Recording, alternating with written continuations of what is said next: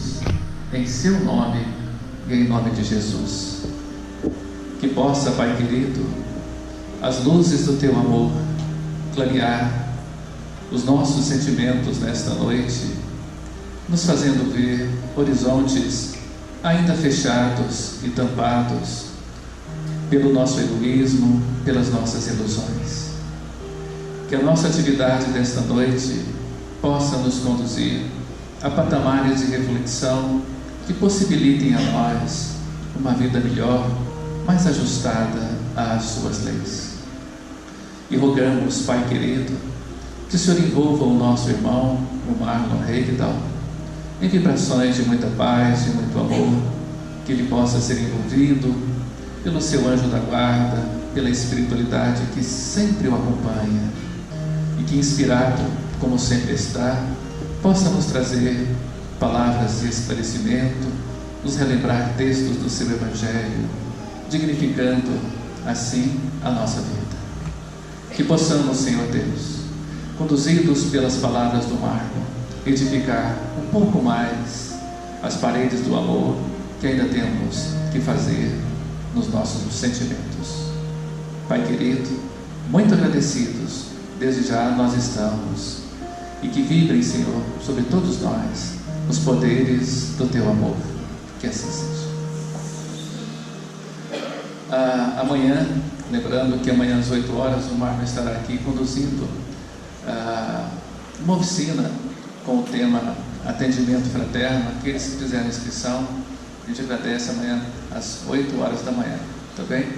E Marco, é uma alegria e uma honra para nós, rio-verdenses, poder tê-lo aqui conosco. Você que desde tão jovem tem dedicado a sua energia, a sua saúde. É um final de semana que você poderia estar lá com a sua família, sentindo um friozinho lá em Curitiba, e você vem para o calor de Goiás. Não sei se te apareceu piqui por aqui, mas se quiser tem piqui por aí, tá bom? E muito obrigado pelo seu carinho, pela sua dedicação à doutrina e por estar aqui conosco. Com certeza nós vamos sair daqui hoje melhor do que chegamos, porque nós conhecemos o seu trabalho. Tá?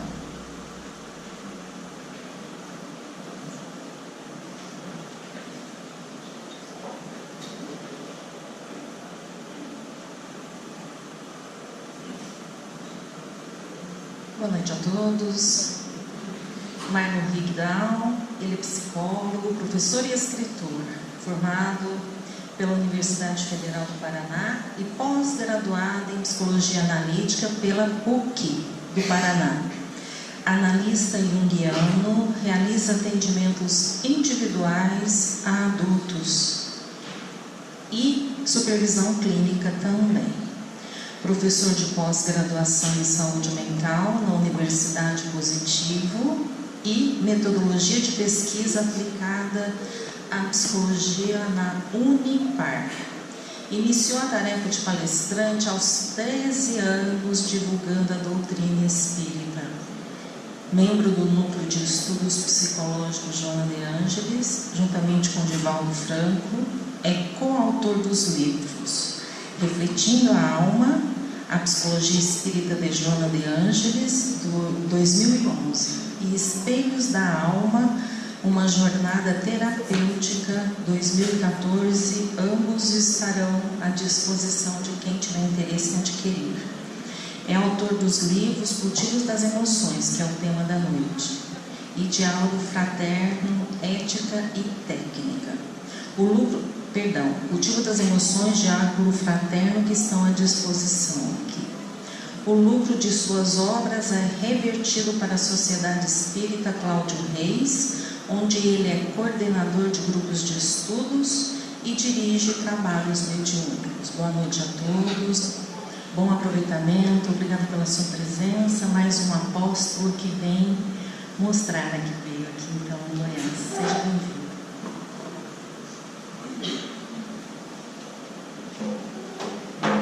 Boa noite. Boa noite muito xoxo para quem veio de tão longe. Dá mais uma chance para vocês. Vamos fingir que começou agora. Boa noite. Boa noite. Muito bem. Fico muito feliz de estar aqui com vocês, em especial para essa abordagem que faz um olhar para a doutrina espírita pelas vias psicológicas, uma abordagem mais humana, mais próxima de nós, rompendo com uma postura muitas vezes moralista e impositiva, que se faz presente na doutrina espírita e que temos a certeza que muito pouco ou nada tem a ver com a proposta do codificador. O Espiritismo vem como o Consolador prometido, acalmar os nossos corações, nos mostrando de onde viemos, o que estamos fazendo na Terra e para onde vamos. Mas de repente nós transformamos a doutrina espírita num discurso rígido e impositivo, como se tivéssemos que nos transformar em espíritos puros de uma hora para outra. E isso tem construído uma sociedade hipócrita, porque todos nós vamos vivendo um submundo de dores, de dificuldades, de vícios morais que não podem aparecer, porque nós temos medo do que as pessoas vão pensar a nosso respeito, de como elas vão nos julgar.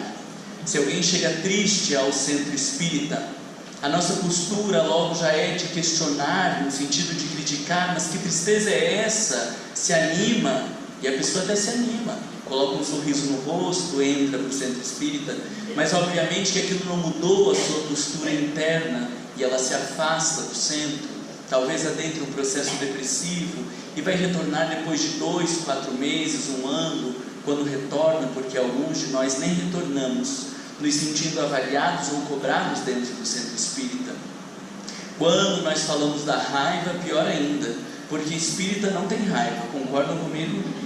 Espírita não tem raiva. Nós temos problema de refluxo, gastrite, hérnia de hiato, síndrome do intestino irritável, síndrome das pernas inquietas, mas raiva nós não temos. Aí nós chamamos de meu irmão, minha irmã, somos acolhedores com todas as pessoas, e de repente aquela bomba que não aparece no mundo, ela explode dentro de nós, depois se transforma num câncer, resolve o câncer, depois faz um tumor na cabeça, e aí não tem mais alternativa. A gente precisa aprender a lidar com as nossas emoções. Eu falo isso lembrando de uma paciente que certa vez me procurou no consultório. E aqui eu posso ficar falando dos pacientes, porque não parece que eu estou fazendo propaganda dos meus serviços, porque vocês não podem fazer terapia comigo, então eu vou falar de um monte de pacientes para vocês. Em Curitiba eu não posso fazer isso. E eu me recordo de uma paciente que me procurou no consultório. Ela tinha um câncer no cérebro, a parte posterior, no lobo occipital, que já interferia na sua visão, pegava um pouco do cerebelo, alterando o equilíbrio, a mobilidade. E aí aquela mulher entra com auxílio de um familiar, senta e diz: eu preciso falar. Eu passei a minha vida inteira em silêncio, achando que assim eu manteria a paz do nosso lar, que eu encontraria o equilíbrio, e hoje eu descobri que eu fiz esse tumor, o que quer dizer que eu estou me matando. Eu preciso falar.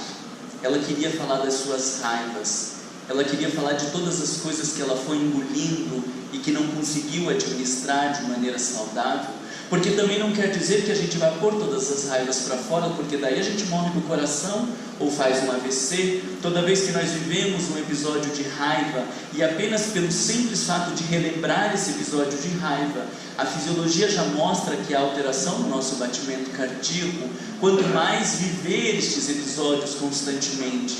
E então, na tentativa de não viver estes episódios, nós acabamos engolindo as nossas raivas, e elas explodem no corpo físico, em alguns de nós se manifestando como tumores. E de repente nós vamos nos perguntando o que fazer com o nosso mundo emocional, porque somos todos produtos de um preconceito, aonde as emoções foram associadas ao desequilíbrio. Se nós estamos tristes, isso sinaliza um desequilíbrio. Se temos raiva, isso é um desequilíbrio. Se estamos ansiosos, isso é um grave problema. Se somos orgulhosos, então merecemos um grau. E nós vamos criando uma lógica de que a gente precisa ser um ser puro e angelical. Dá para ser um ser puro e angelical nessa encarnação? Vai fazendo assim com a cabeça, assim, para saber se vocês estão acompanhando. Dá para saber? Não. Então o que a gente faz? Põe uma cara de pureza angelical.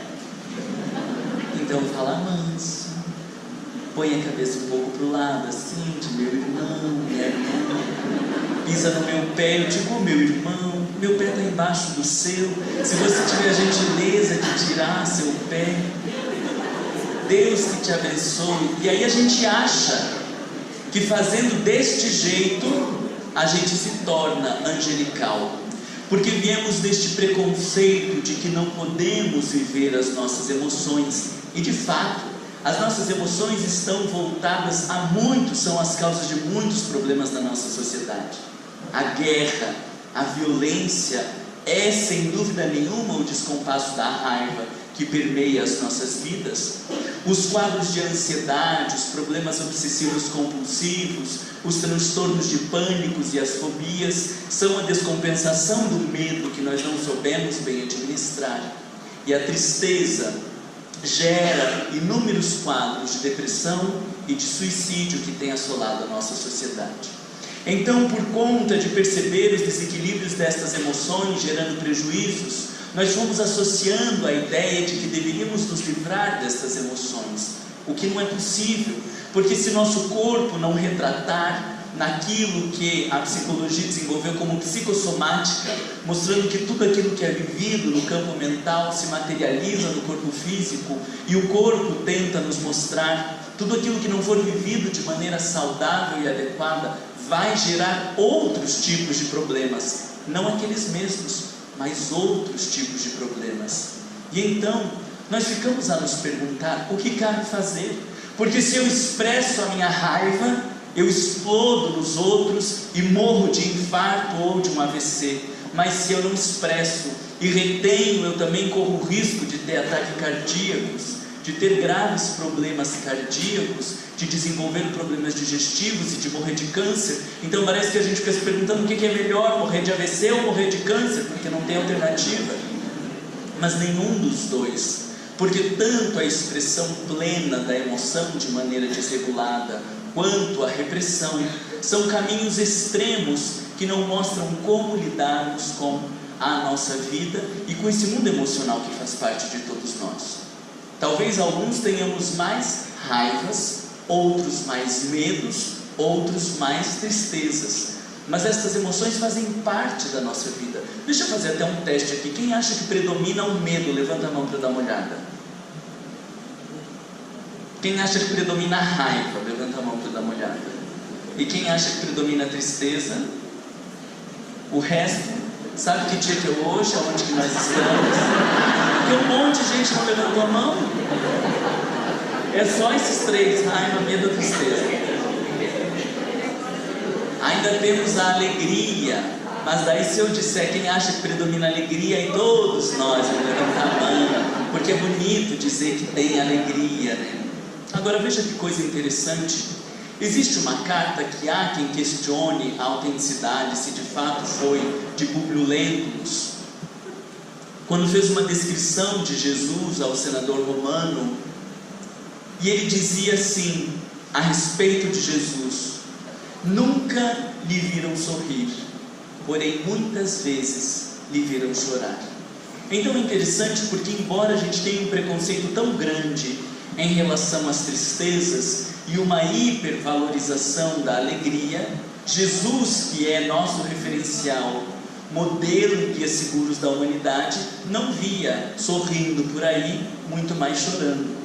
Talvez as nossas concepções precisem ser revistas, de que a tristeza, assim como a raiva e o medo, não deveriam ser associadas à ideia de desequilíbrio ou de problema, mas à forma como nós vivemos cada uma destas emoções, porque Jesus as viveu todas: raivas, medos e tristezas. Nós não temos condição de citá-las por inteiro, e por isso tem a obra, aqueles que desejarem podem ler, ou aqueles podem ouvir no YouTube, que nós temos vários estudos a respeito desse livro e do cultivo das emoções. E nós vamos encontrar no Evangelho inúmeras passagens de Jesus a respeito dos seus medos, das suas raivas e das suas tristezas, nos fazendo crer que o problema não é ter a tristeza, a raiva e o medo, mas como nós vivemos cada uma delas.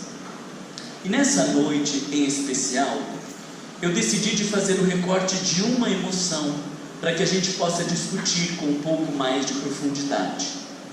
Eu gostaria de falar um pouco sobre o cultivo da tristeza. Nós poderíamos falar do cultivo da raiva, do cultivo do medo, do cultivo da alegria. Mas preferi hoje falar do cultivo da tristeza, porque vemos na nossa sociedade inúmeras situações que nos levam à tristeza. Alguém aqui já viveu um episódio de tristeza? Levanta a mão para dar uma olhada. Meu Deus do céu, sabia que precisava falar de tristeza, mas não achei que era tanto. Mais de 3 episódios de tristeza. Quem já viveu, levanta a mão para dar uma olhada. Meu Deus, que cidade triste. É brincadeira. A tristeza, segundo Joana de Ângeles, no livro Atitudes Renovadas, ela diz: a tristeza faz parte do cardápio da saúde do ser humano. Ou seja, viver episódios de tristeza é algo saudável e necessário nos dias atuais. Porque as dores, os problemas, os choques, os desencantos, eles são praticamente inevitáveis nos mundos de provas e expiações. Todos nós já passamos por alguma frustração, por algum choque, um desencanto, por algo que não saiu como gostaríamos. Se não vivemos a morte de entes queridos, vamos viver. E viveremos a morte de um ente querido por vez, porque agora morre um filho, um marido, a mãe, um amigo. Ou viveremos a morte de todos ao mesmo tempo, com a nossa própria desencarnação. Porque a gente fica muito triste quando vai um ente querido, mas a gente não para pensar que ele foi e deixou a mim, mas também ao filho, a filha, ao pai, a mãe, o trabalho e tudo ao mesmo tempo. Eu não tenho dúvida de que é muito mais difícil se adaptar àquele que foi do que nós que aqui ficamos nesse contexto. Então nós vamos viver estas separações, seja devagarinho, quando as pessoas vão indo, ou seja de uma vez só, quando nós vamos, e teremos que administrá-las. Temos hoje o problema do desemprego, a frustração de não podermos oferecer aos nossos filhos aquilo que gostaríamos. Quando vamos envelhecendo, nosso corpo não se mantém nas mesmas disposições que tínhamos na infância, e muitos e inúmeros fatores contribuem para que nós vivamos episódios de tristeza. Há um autor italiano, Cesare Pavese, que ele fala, já vai fundo na questão do suicídio, e ele diz: todos nós temos muitos motivos para cometer suicídio, nesse sentido de que todos nós vivemos dramas, muitos dramas. Poucas pessoas não vivem grandes dificuldades, mas a questão que vai determinar eu pensar em suicídio ou atuar nesse sentido ou não, tem a ver com a forma como eu vivo as minhas tristezas. Então veja que aprender a lidar com as nossas tristezas é um antídoto para a depressão, e sem dúvida nenhuma um grande antídoto para o número assustador de casos de suicídio que se fazem presentes. Eu não sei se vocês têm noção das estatísticas, mas no nosso país, a cada 45 minutos, uma pessoa comete suicídio. Então nós tivemos há algum tempo atrás a queda de um avião e morreram não sei quantos jogadores de futebol, e faz uma comoção no país inteiro. Se no outro dia caísse um avião como esse, a gente ia enlouquecer, dizer: meu Deus, que absurdo é isso. E se por um terceiro dia caísse um outro avião com a mesma quantidade de jogadores, a gente ia parar o mundo inteiro discutindo sobre esses 3 aviões com times de pessoas, times de jogadores de futebol. Mas por estatística, um avião com 30 pessoas cai por conta do suicídio todos os dias. Amanhã, mais 30. Depois de amanhã, mais 30. No final da semana, nós teremos 210 pessoas, 7 aviões de 30 pessoas, e no final do mês, 900 pessoas que cometeram suicídio. Mas daí a gente não faz alarde, daí a gente não discute, daí a gente não debate. Sabe por quê? Porque as pessoas que caíram naquele suicídio passam silenciosas, e nós temos a sensação de que isso nem está acontecendo. O suicídio está muito mais presente na nossa vida do que a gente imagina, mas como ele não é divulgado pelas mídias por uma orientação da Organização Mundial de Saúde, nós ficamos com a sensação que ele não acontece. Mas imaginem que para cada ato de suicídio, nós temos 20 tentativas. É semelhante a dizer que a cada 2 ou 3 minutos no nosso país, uma pessoa tenta suicídio. Só que quando alguém se mata no prédio ao lado, nós não ficamos sabendo, porque a mídia aprendeu que não se deve divulgar a maneira como as pessoas cometem suicídio, para que isso não estimule outras a cometerem suicídio da mesma forma. Esse fenômeno foi estudado a partir de um clássico de Goethe chamado Os Dramas do Jovem Werther, aonde muitos jovens cometeram suicídio da mesma maneira que o jovem por ele narrado no livro, alguns inclusive com o livro do lado. Isso ficou conhecido como o efeito Werther, e a gente aprendeu que quando se divulga a maneira como as pessoas cometem suicídio, isso aumenta a possibilidade de outras pessoas tentarem da mesma forma. E então nós não vemos no noticiário, tente lembrar se você viu em algum noticiário alguém que cometeu suicídio. Não vemos. Alguém que se joga do prédio, no máximo aparece na notícia como alguém que caiu, alguém que estava limpando a janela, alguém que isso ou que aquilo, mas não aparece fulano cometeu suicídio. E aí nós ficamos com a sensação que isso não está acontecendo. Mas 30 pessoas por dia cometem suicídio. E a maioria de nós só vai se mobilizar e fazer alguma coisa quando o nosso filho estiver nesse avião de 30 pessoas por dia. Quando o nosso marido quiser entrar nesse avião e a gente não souber o que fazer.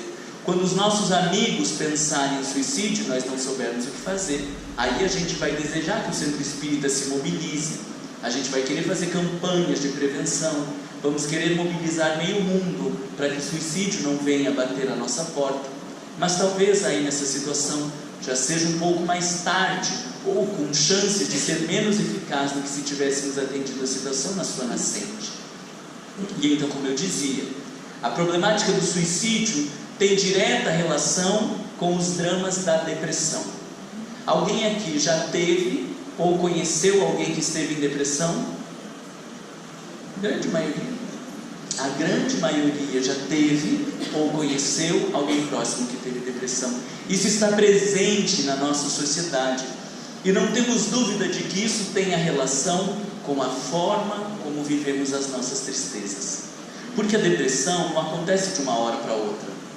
Eu não estava andando lá na rua no ônibus, sentei do lado de uma pessoa depressiva, saí tão mal, me deu um negócio que eu acho que eu peguei uma depressão. Depois que eu conversei com aquela mulher, peguei uma depressão, porque as pessoas falam isso, né? Menina, no ano passado eu peguei uma depressão, graças a Deus que eu já me livrei disso. Como se fosse algo que a gente pega no ar, e obviamente que não é algo que a gente pega no ar. A depressão está diretamente relacionada à forma como vivemos a nossa vida, a forma como encaramos os problemas. Mas num quadro depressivo, essa forma já está um tanto cristalizada e depende da maneira como nós vivemos as nossas tristezas. Vai definir se viveremos essa depressão num aspecto patológico, prejudicial, ou se viveremos a depressão num aspecto criativo e transformador. Porque para nós, psicólogos, nem todos os quadros de depressão são vistos da mesma maneira. Há pessoas que vivem um processo de depressão e que nós olhamos essa depressão como uma patologia, que precisa da intervenção medicamentosa, porque é uma situação grave. Mas há pessoas que vivem os mesmos sintomas de depressão, mas não estão num processo depressivo. O exemplo mais simples disso se chama luto. Vocês já ouviram falar no luto? Faça assim para saber que se ouvir eu explico de um jeito, se não ouvir eu explico de outro jeito. No luto, nós temos então o luto em decorrência de uma perda, de um abandono, pode ser a perda de um emprego, a perda de um ente querido, alguma doença irrecuperável, e nós vivemos um processo de luto. No luto, há sintomas depressivos. Eu tenho choro constante, eu tenho alteração de peso, porque como mais ou porque como menos. A tristeza é que os gordinhos comem mais e que os magrinhos comem menos, porque se fosse invertido seria ótimo, né?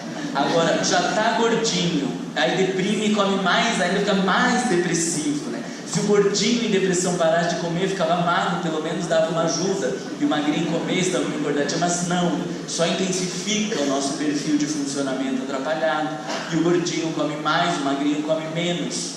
Nós temos no luto uma alteração de sono. Algumas pessoas dormem muito mais porque não querem encarar a vida, outros dormem muito menos porque não conseguem dormir, vivendo um estado nostálgico, melancólico, mal-estar que lhes assombra à noite. Então veja que todos estes sintomas, eles caracterizam um quadro depressivo. Mas quando o sujeito está num período de luto, nós não entendemos que isso seja uma depressão, porque entendemos que ele está num processo de adaptação à nova vida. E ninguém perde um ente querido, veja, estou dizendo ente querido. Ninguém perde um ente querido e vai ficar feliz e vai levar a vida numa boa. Claro, se é uma pessoa que você não gosta, aquele marido que você nunca suportou e tem uma pensão maravilhosa agora para ser vivida, talvez você não fique muito triste por 2 dias, 3 dias, já dá uma choradinha lá e logo continua a vida. Mas se é alguém que você ama, alguém com quem você compartilhava a tua vida, os teus ideais, os teus planejamentos, vai levar um tempo para que isso seja reorganizado. E este processo de reorganização interna se chama o luto. E não há necessariamente um processo depressivo enquanto psicopatologia. Mas eu só vou conseguir viver de maneira saudável este luto quando eu aprendo a administrar as minhas tristezas, que são menos intensas no meu dia a dia. E a este nome nós chamamos de cultivo da tristeza. Talvez seja importante explicar por que falamos de cultivo. Vocês se perguntaram por que cultivo?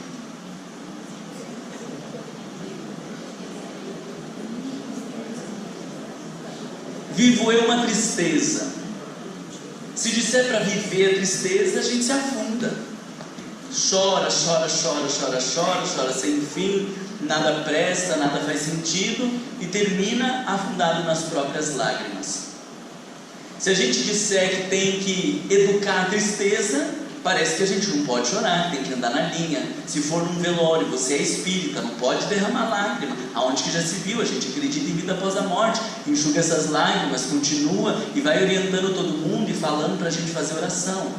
Por que eu estou falando isso? Porque tem um monte de gente abobada no movimento espírita fazendo isso, não consegue viver um processo de tristeza da morte de um ente querido e depois de 2 meses ou 3 meses que se manteve bem fortão, vai lá para o consultório dos psicólogos num processo depressivo, fazendo crise de pânico ou outro tipo de sintoma. Viver a tristeza é algo saudável. Mas como que eu vou saber o que é viver a tristeza e o que é ser tomado por essa tristeza? Como que eu vou saber se eu estou educando essa tristeza ou se eu estou desvalorizando? Então nós pensamos no termo cultivo, semelhante à lógica do que nós fazemos com as plantas. Alguém já plantou alguma coisa aí? Pegar a sementinha, plantar? Existe como você pegar uma semente de amora, plantar, rezar, rezar, rezar e sair um pé de pêssego? Existe como pegar um pé de pêssego e plantar de um jeito bem querido, colocar bastante adubo, irrigar bastante para ver se sai a amora dali? Não. Por quê? Porque naquela planta, naquela semente, já está presente todo o potencial de realização que precisa de cuidado, que precisa de cultivo para que se desenvolva. É claro que se eu deixar uma semente aqui em cima da mesa, não vai acontecer nada. Mas se eu coloco em solo fértil, se eu dou água, luz, atenção, ali se desenvolve uma linda flor ou uma grande árvore. A tristeza pode ser comparada a uma semente, que já tem um propósito, que já tem um sentido, que já tem uma cara ali impregnada. E que quando eu entendo qual é o propósito, qual é a característica daquela semente, eu dou espaço para que ela se desenvolva na minha vida. A raiva tem um propósito, ela é um tipo de semente. O medo tem outro propósito, é um outro tipo de semente. E a tristeza tem outro propósito e outro tipo de semente. Na tristeza, o tipo de semente é uma semente da introspecção, de um olhar para dentro. A tristeza, em sua natureza, é um convite à interiorização. Então, cultivar a tristeza nesse sentido é dar espaço para que a gente viva essa interiorização de maneira saudável. Quando nós estamos tristes, a gente não quer sair. Quer? Não quer sair. Não quer bater papo com as pessoas. Foi traída pelo namorado, pela namorada, perdeu o emprego, a gente quer ficar quieto, não quer alvoroço. Há pessoas que acham que estão fazendo bem quando dizem: vamos sair, vamos se divertir, vai lá ficar com o próximo primeiro que aparecer, só para ele ver que você não está aí boba por ele. Está lá, claro que está, mas vai querer mostrar que não está, que você é melhor do que ele, e aí sai, beija um monte de gente, volta para casa pior ainda, se sentindo péssimo. Porque a tristeza é uma energia de introspecção, de olhar para dentro. E muito poucas pessoas nos auxiliam a cultivar a tristeza. Porque quando eu convido meu amigo, a minha amiga para sair, para se divertir, para buscar outras coisas, eu estou impedindo de que ele viva um processo de introspecção. Fazer isso é muito fácil, qualquer um faz. Difícil é quando nós temos um amigo que vive um processo de tristeza e irmos na sua casa e ficarmos em silêncio do seu lado. Vocês já fizeram isso? Poucos, né? Muito poucos. Porque a gente acha que precisa tirar a pessoa da tristeza. Mas lembra da ideia de cultivo? A tristeza faz parte da nossa natureza. Ela precisa ser cultivada, irrigada, para que dê bons frutos, para que dê belas flores. E se a gente tira esta semente ou este potencial, nós estamos eliminando uma possibilidade de crescimento interior. Quem não vive tristezas está acumulando experiências para um processo depressivo. Quer que eu repita a frase?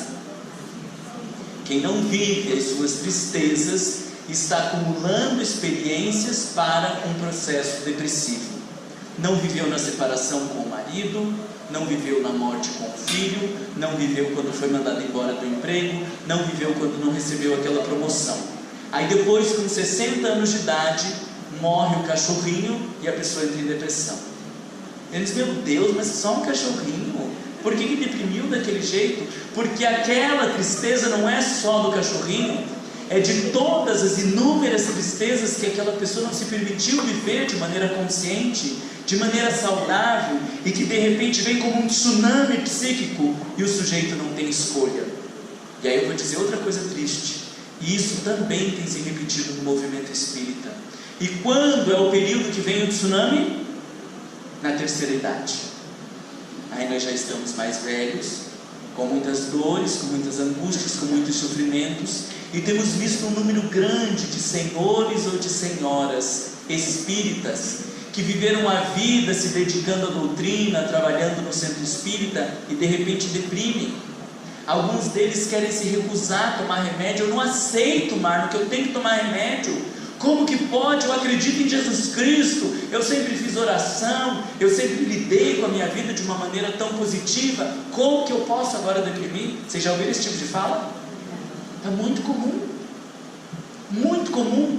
Porque não importa que eu tenha fé nesse sentido impositivo, não importa que eu dê conta dos problemas da minha vida, se eu não conseguir viver momentos profundos de introspecção. Para explicar melhor a lógica da tristeza na nossa vida, eu vou fazer uma analogia, como se aqui, nesse palco, fosse a minha mente. Consegue entender? Minha mente, quem eu sou, está aqui. Aí vem uma separação, é uma escavadeira e faz um buraco na minha mente. Porque é assim que a gente sente, não é? Quando a gente está triste, parece que tem um buraco ali dentro que não preenche uma coisa, que gera um mal-estar. Vem a escavadeira e tira um buraco. Aí eu me deparo com esse buraco. O que cabe fazer frente a um buraco?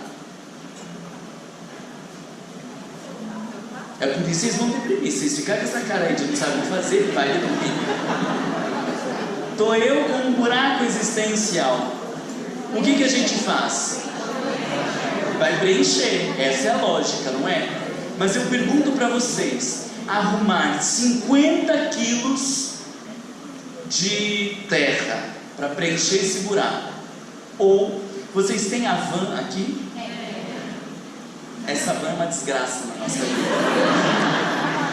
Arrumar 50 quilos de terra para preencher esse buraco, ou ir lá na van e comprar um tapete parcelado em 10 vezes de R$22,50. Qual que é mais fácil? Compra o tapete, põe aqui, e quando vocês chegarem, vocês ainda vão dizer: Marlon, que tapete mais lindo. Tipo, lindo tapete, comprei lá na van. Sou eu que, ao invés de viver a tristeza da separação, fui arrumar outro homem para colocar no lugar. Esse outro homem é um tapete. Pegou firme aí, Não achei que esse exemplo ia pegar tanta gente.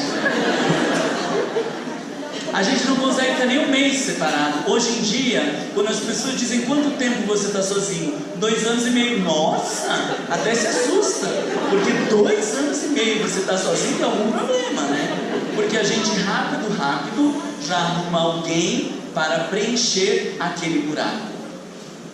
E a pessoa vai preencher o buraco? Não, é só um tapete que colocou ali por cima, porque aquela dor da perda daquela relação não foi vivida de maneira saudável, o buraco não foi preenchido. Perco eu o meu trabalho, mais do que rápido eu já estou buscando um outro trabalho. É claro que a gente precisa de trabalho para sobreviver, mas há diferença de eu querer arrumar um trabalho porque eu estou preocupado com o meu sustento, ou de eu querer arrumar um trabalho para não precisar nem comentar para as pessoas que eu fui mandado embora, porque tem gente que tem vergonha de dizer que foi mandado embora. E aí então eu coloco um buraco: fulano, te vi lá em Alagoas, nas praias de... fui passear. Não, foi colocar um tapete em cima do buraco, fingindo que está tudo bem, quando na verdade está uma desgraça lá por dentro. Perde um filho, morre um filho, e a gente já está preocupado, se for filho único, em arrumar os filhos adotivos do mundo. Eu não sei de onde que tiraram tanto essa teoria dos filhos do mundo, e já sai adotando e arrumando outra gente, e não consegue viver a perda do próprio filho. Ou morrem os pais que estão velhinhos e já vai para o asilo se acabar para cuidar de velhinho, como nunca cuidou do seu pai e da sua mãe. Isso são tapetes que a gente está colocando e que não preenchem o buraco. Porque a escavadeira veio e tirou esse lugar aqui, nós colocamos um tapete. Daqui a pouco ela vem e tira um outro lugar aqui, e nós colocamos outro tapete. No meio da vida nós teremos uns 20 tapetes aqui. E de repente, eu já não consigo andar nem para lá, porque eu sei que tem um buraco. Eu não consigo andar para cá, porque eu sei que tem um buraco. Eu não consigo andar para cá, porque eu sei que tem um buraco. E isso é o quê? Um quadro de distimia. Vocês já ouviram falar na distimia? Distimia é um tipo de depressão. Há o sujeito que deprime, faz um episódio de depressão e depois se reabilita. Na distimia a gente não desce tanto quanto na depressão, a gente desce um pouquinho, mas permanece naquele pouquinho abaixo da média. Então quando faz sol, nossa, que sol hoje, meu Deus do céu. Quando chove, meu Deus, mas também não precisava chuva, né? Dava para amenizar um pouco. Mas quando ameniza um pouco, nossa, mas também se tempinho mais ou menos, a gente não sabe se chove, se faz sol, se põe uma capa de chuva, o que faz. E aí eu vivo reclamando e olhando o lado negativo da vida. Sou eu que não consigo mais encontrar nenhuma possibilidade de prazer. Nós chamamos isso de distimia, porque nós vivemos um monte de buracos e não conseguimos preencher. Viver este monte de buracos não tem a ver com depressão. A quantidade de tristezas não tem a ver com o episódio depressivo. Porque você consegue imaginar quantos episódios de tristeza Chico Xavier viveu? Muitos, muito mais do que todos nós. E não deprimiu. E há pessoas, hoje jovens, com 13, 14 anos de idade, que ao levarem o primeiro fora da namoradinha da menina que queria ficar, deprime. A depressão não tem a ver com a quantidade de buracos, mas na depressão é como se a escavadeira tirasse o nosso chão, nós caíssemos lá dentro e não conseguíssemos sair do buraco. E ficamos lá dentro, naquele buraco escuro, aonde parece que ficar lá está ruim, mas sair parece pior, porque quando eu sair, corro o risco de sofrer este mesmo processo. E então, sem saber se saio ou se fico, eu vou suportando a vida. E isso se chama depressão. O grande desafio de todos nós é aprendermos a preencher este buraco. E preencher não quer dizer arrumar outro namorado, não quer dizer arrumar alguém melhor ou arrumar outro emprego. Preencher não quer dizer sair no melhor restaurante da cidade e postar no Facebook. Vocês têm isso aqui? Palhaçada esse Facebook também, né? Posta e fica, ou tira foto, aí eu acho que é o pior ainda, né? Tira foto com o rosto, você vê a mulher lá arrumando 10 vezes o cabelo, aí ela olha, ela arruma de volta o cabelo, aí ela olha até que ela tira foto com um prato de comida e fica esperando as curtidas. Porque quanto mais curtidas ela tiver, mais lhe dá a sensação de que melhor ou importante ela é. Isso é tapete, é o mesmo tapete da van, é o tapete do Facebook. O álcool é um tapete na nossa vida. Pessoas com baixa autoestima, uma fragilidade emocional, não conseguem lidar com as dores que vieram acumulando desde a infância, e aí vão para o álcool como uma tentativa de tampar os buracos existenciais. O sexo desregrado é outro tapete na nossa vida. As compras, tem shopping center aqui na cidade? Grande, tem grande?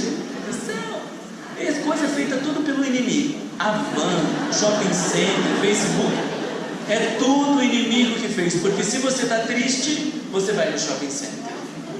E aí, com um bom cartão de crédito, você entra na loja, o vendedor já sabe que você está usando na compra como um tapete, e aí ele diz: e aí, madame?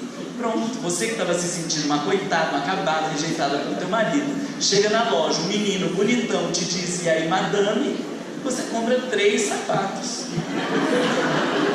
E aí você sai da loja se sentindo maravilhosa, andando em linha reta, até que a tristeza volte ao seu coração, e você vai precisar entrar numa outra loja, ou vai correndo para casa e posta o sapato que você colocou para tentar manter até o outro dia as postagens e ver se tem as curtidas, numa tentativa desesperada de preencher os buracos, porque ninguém nos ensinou como que nós lidamos com eles, e vamos tampando sem preenchê-los de verdade.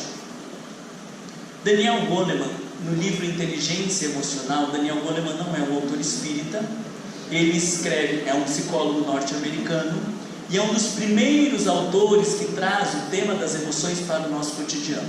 Daniel Goleman nos diz assim, que a tristeza tem por finalidade proporcionar um reajustamento que é externo e que é interno também.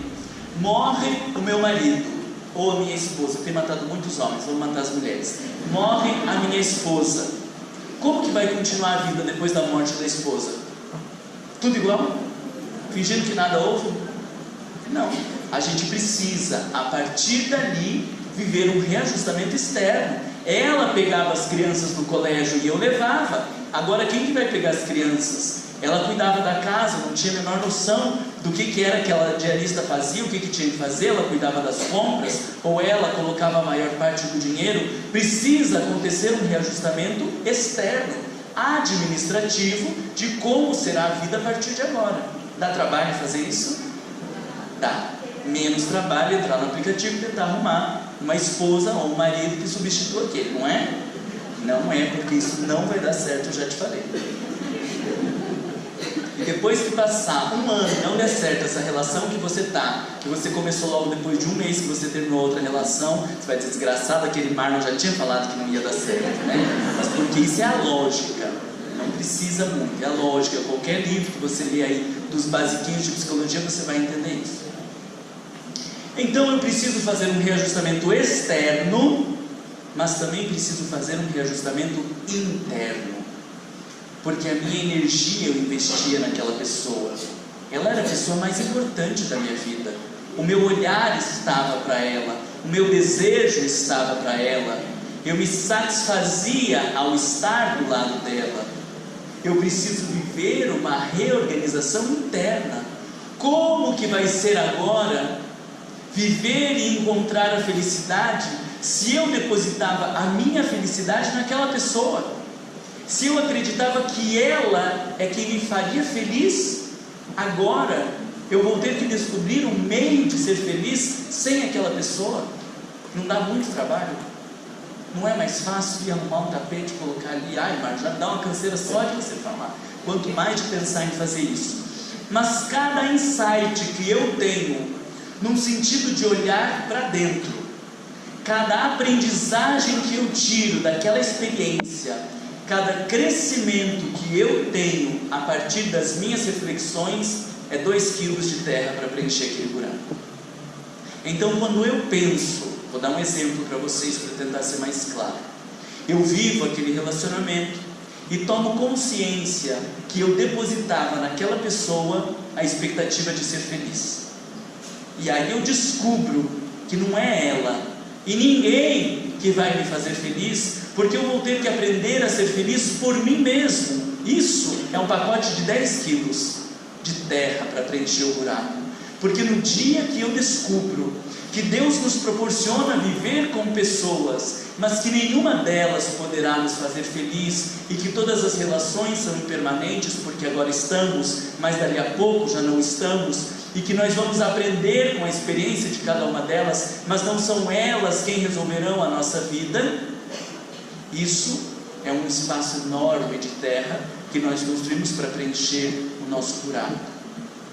Quando termino um relacionamento e eu penso que aquele relacionamento terminou e eu contribuí para o término dessa relação, quando eu penso que eu não fui a melhor companhia, que eu era em vários momentos uma pessoa chata, que eu ficava pegando no pé, que eu ficava olhando para detalhes ao invés de buscar o aspecto essencial, depois que termina aquela relação eu penso, puxa vida, Marlon, não devia de ter sido uma pessoa tão mesquinha, de se prender a tantos poucos detalhes, a tão pequenos detalhes, desculpa, porque agora entre olhar para os detalhes daquela pessoa do jeito que era, tê-la ao meu lado ou não tê-la e manter tudo organizado do jeito que eu queria, eu preferia que toda a desorganização fosse embora para tê-la ao meu lado.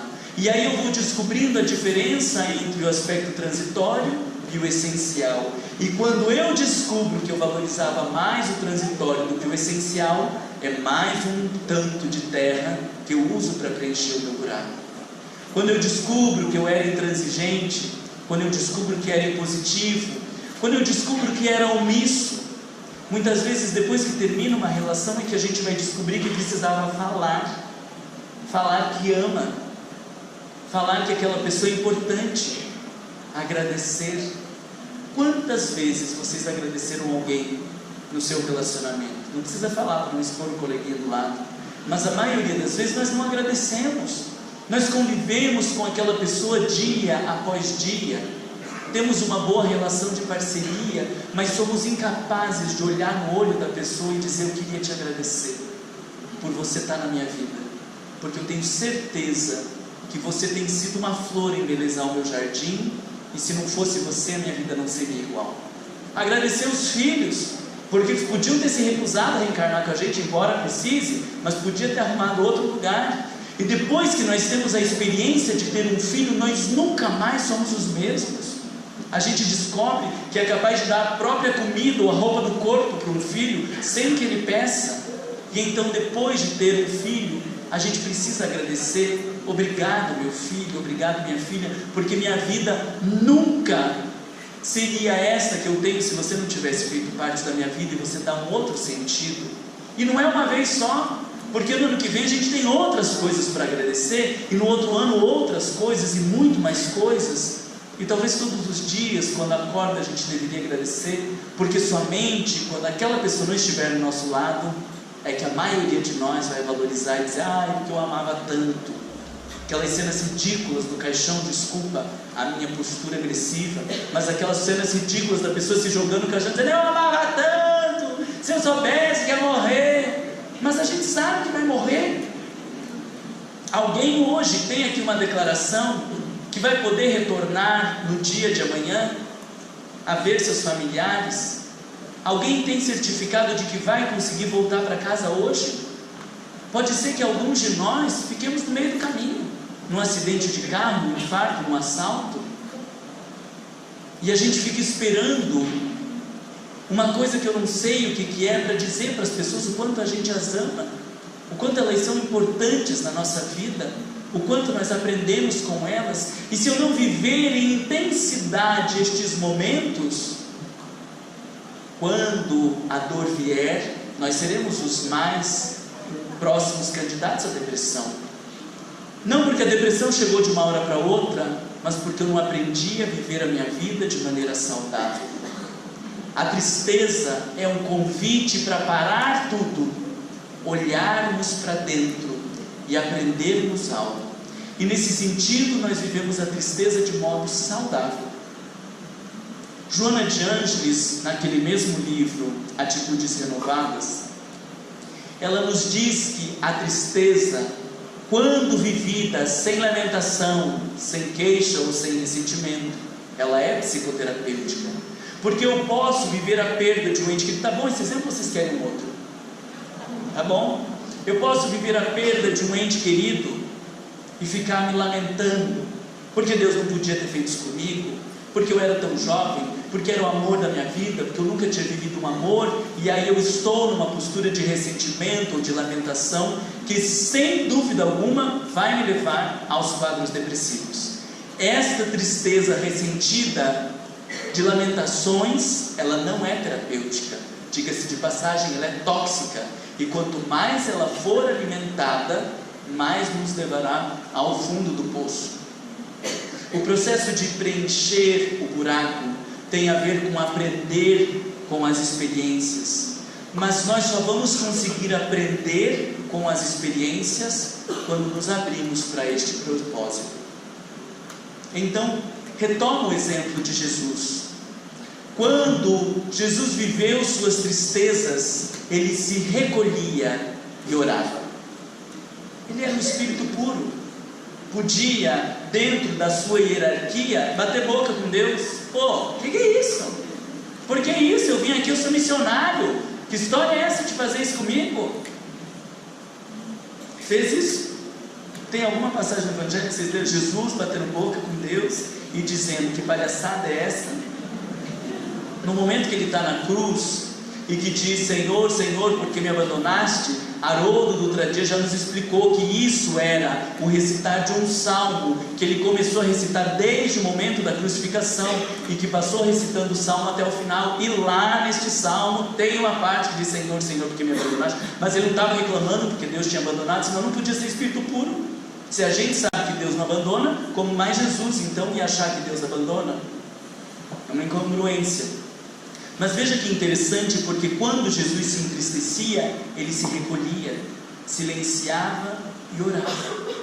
Olha a diferença de eu que reclamo, que esbravejo, que Deus não podia ter feito isso comigo, que o meu marido não podia ter feito isso, que o meu filho não podia ter feito isso, que o meu patrão, que a sociedade, que as pessoas não podiam ter feito isso, ou silenciar e orar, perguntando: Senhor, o que eu preciso aprender com essa experiência?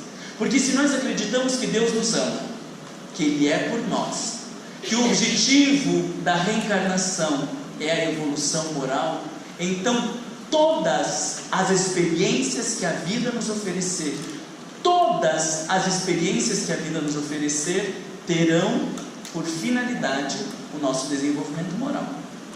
Cabe a mim dobrar os joelhos e me perguntar: Senhor, o que queres me ensinar com essa experiência?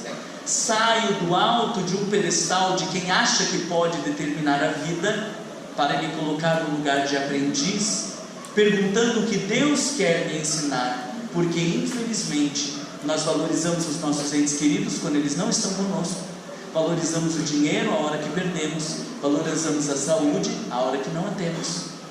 Então, na grande maioria, nós precisamos da dor, do sofrimento para um processo de aprendizagem. E preciso eu acreditar que se não tivesse necessidade daquela dor para a minha aprendizagem, Deus não permitiria que ela acontecesse.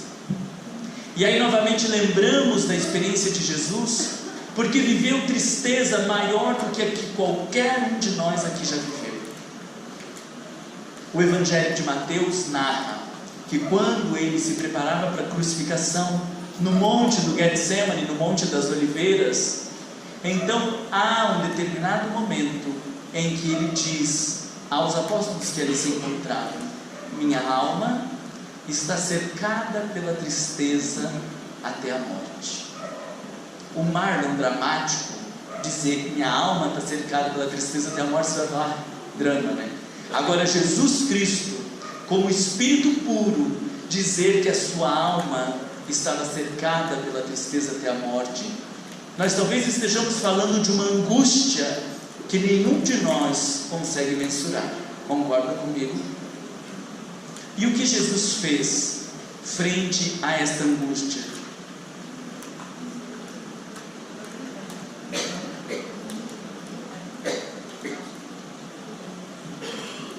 Senhor, me arruma outro marido? Senhor, me arruma outro emprego? Senhor, traz de volta meu filho, porque ele não podia ter morrido? Não. Ele diz: Senhor, seja feita a tua vontade.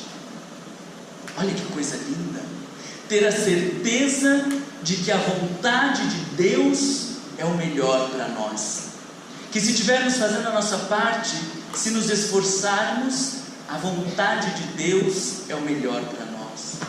Precisa de muita coragem para, no momento onde eu vivo uma dificuldade, ao invés de pedir a Deus para que elimine a dificuldade, dobrar simbolicamente os joelhos e dizer: Senhor, seja feita a sua vontade, me ajuda a entender o que o Senhor quer me ensinar, me ensina a suportar essa dor, a lidar com essa tristeza e aprender com esta experiência, porque como um Pai justo, amoroso e bom, eu tenho a certeza de que o Senhor quer o melhor para mim e que não me deixaria sofrer um segundo a mais do que aquilo que eu mereço ou do que aquilo que eu preciso para a minha evolução. Jesus, meus irmãos, não pode ser uma figura distante do nosso cotidiano. Quando Allan Kardec, no Livro dos Espíritos, questiona se há um modelo seguro a ser seguido, os Espíritos dizem: vide Jesus, porque ele foi, há 2000 anos atrás, o marco dividindo a história entre antes e depois dele no Ocidente, mas deveria continuar sendo um marco na nossa vida, dividir a nossa história. Jesus deveria fazer parte do nosso cotidiano, não como uma figura idolatrada dos quadros, ou como um mar dos nossos petitórios para derramar lá os nossos pedidos insanos. Jesus deveria ser um referencial. E da mesma maneira como ele viveu suas tristezas, nós precisamos aprender a viver as nossas tristezas. E como ele viveu as suas raivas, nós buscamos nele o referencial para viver as nossas raivas. E como ele viveu o momento em que foi destratado, nós vamos aprender a nele encontrar o melhor caminho para agir quando somos destratados. E quando ele viveu o desprezo dos seus amigos, nós usamos disso como referencial para viver o desprezo dos nossos amigos. E em relação à tristeza, nós nos silenciamos e dizemos: Senhor, seja feita a tua vontade. E no dia que formos capazes de eleger Jesus como modelo e guia de nossas vidas, nós encontraremos paz. E por isso queremos terminar estas palavras lembrando o poeta que diz: vem Jesus, divino amigo, vem trazer a tua paz.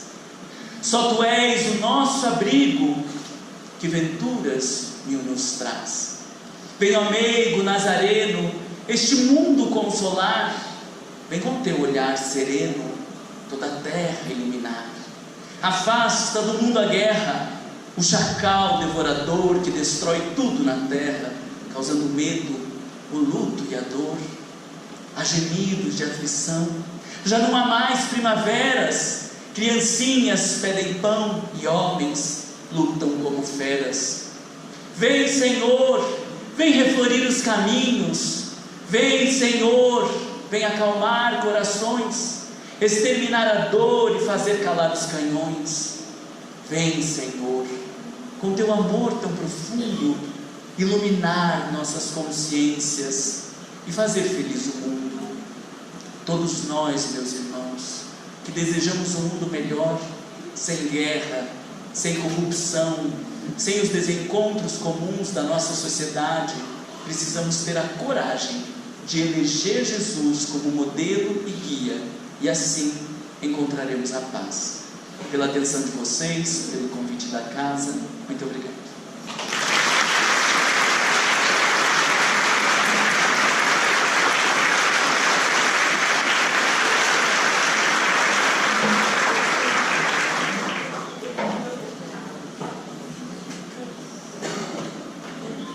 Boa noite a todos.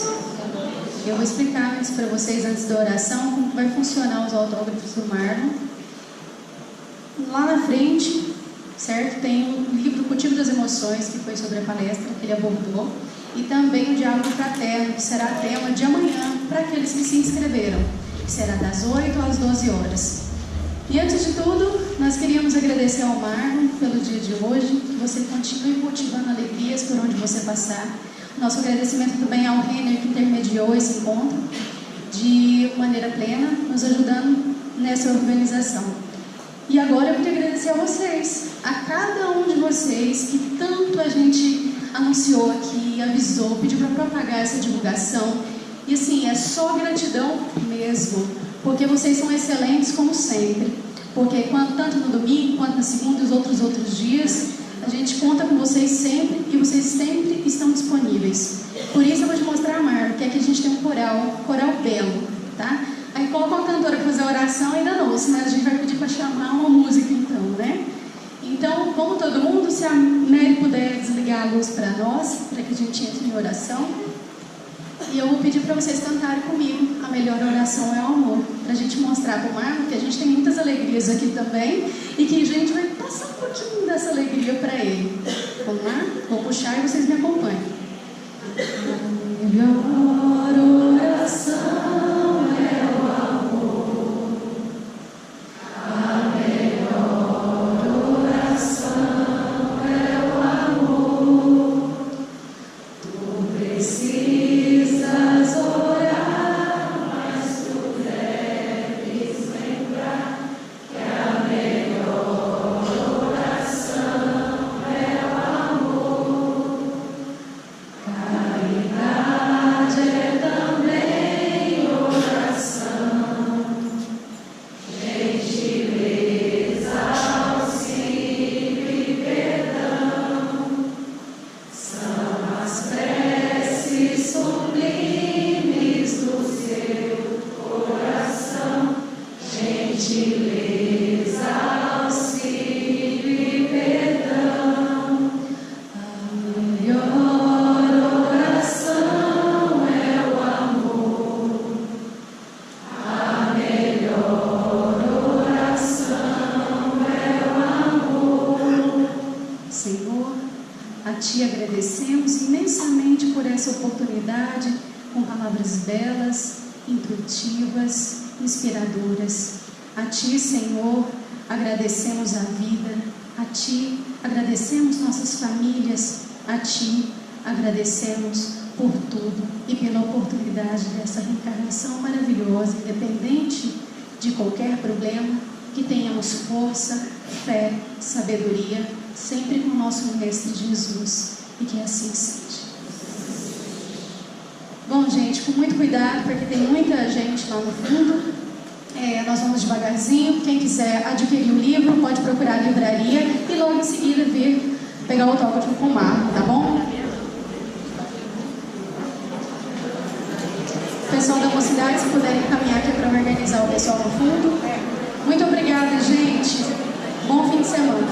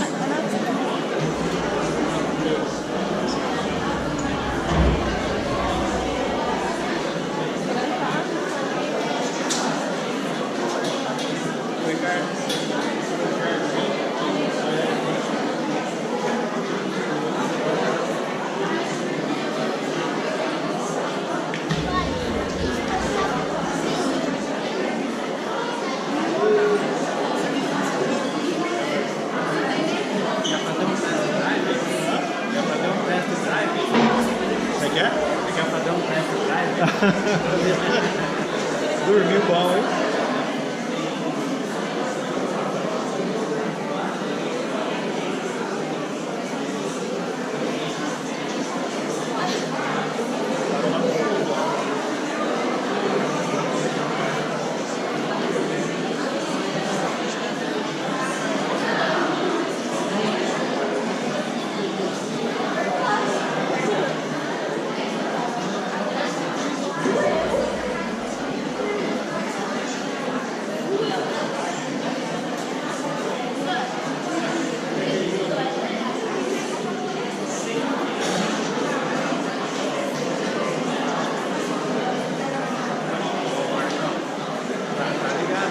Tá ligado ainda?